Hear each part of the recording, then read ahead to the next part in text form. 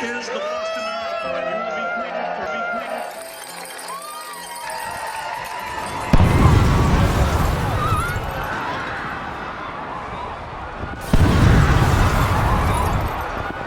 So I remember hearing an overhead announcement saying possible explosion in Cobley. Stay tuned. The only thing we heard was that there were 2 explosions at the finish line of the marathon, and that's all we knew.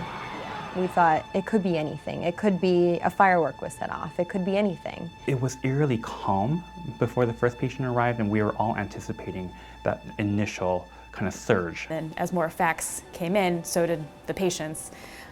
And it became clear that we had to discharge as many patients as possible that day in order to account for the influx of patients that we were about to have. And it happened very quickly, and patients started coming in, and they just kept coming, and you never knew what was going to be next. Were there going to be more? Was this it? Was this the last one? You didn't know. My question to myself was, am I ready for this?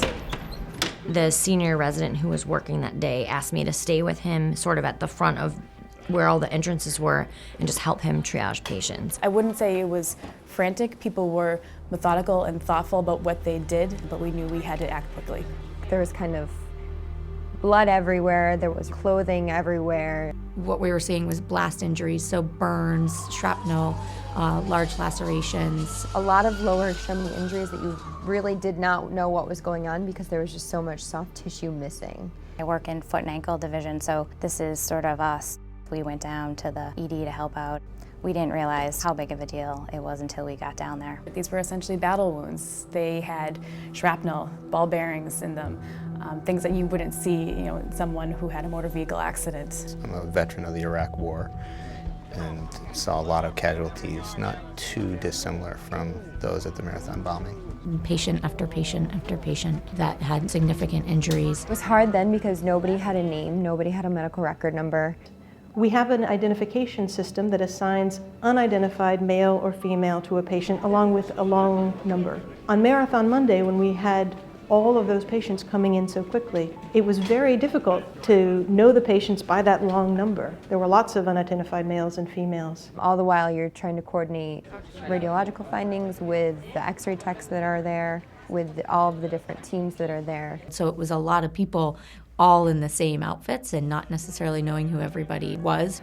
Happily, we were able to get it all worked out, and our physician assistants and our nurses did a great job of making sure that the right patient got the right treatment and that the tests were all squared away. I think that the months and the years that many of our PAs have been present working and practicing in that team model really blossomed that day when we needed that the most.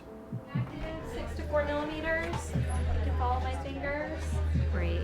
Pupils are 6 millimeters. In the moment, you need to figure out the quick, pertinent positives of, did this patient have a vascular injury? What are the bony injuries? Does this patient have other injuries that they're distracted by? Besides physical injuries, a lot of the patients, they were in a state of shock, as we all were. And in some ways, we would have patients who had horrific injuries, and yet they were silent and calm. And partly we realized it's because their mind was still processing what was going on. We made a complete collaborative effort with ortho trauma, vascular, plastic surgery, to be able to say, is this patient's limb salvageable? And there was such teamwork going on. I felt so proud to be a PA in that moment. On a normal day in the emergency department, we really depend on our PAs to provide high-quality patient care. We could not operate our emergency department without our physician assistants. We're going to take great care of you. And on Marathon Monday, it was no different. We couldn't have done as good a job as we did without our PAs. When we first heard about it, I was a little nervous that I didn't know how we were going to handle it. And after the fact, I realized that we were trained for it. One of the great statistics that we've had is that the people who were alive at the time that they made to the hospital stayed alive. Nobody died if they made it to the hospital alive, and that's a huge testament to our medical community. I got in my car and drove home that day, and I was in shock at what I had seen, and then you turn on the news and you think, it's not just the 39 patients that we saw in the emergency department, it's over 200 others, and 3 lives were lost. It was quite an emotional day. You see that on the TV, but it was very different when it's your home. It's not like we saw them that day and never saw them again. We followed these patients for months and we still see these patients. And I went down to see the memorial that had been set up there, and that's where it really hit me. And I broke down in tears at that point, but it was tears of, disbelief and sadness, but at the same time it was also tears of happiness knowing that I was able to discharge all the patients out of the hospital. I had cared for them as best as I possibly could, and I was hopeful that they were going to go on, lead great lives and be able to, to live their life like they wanted to.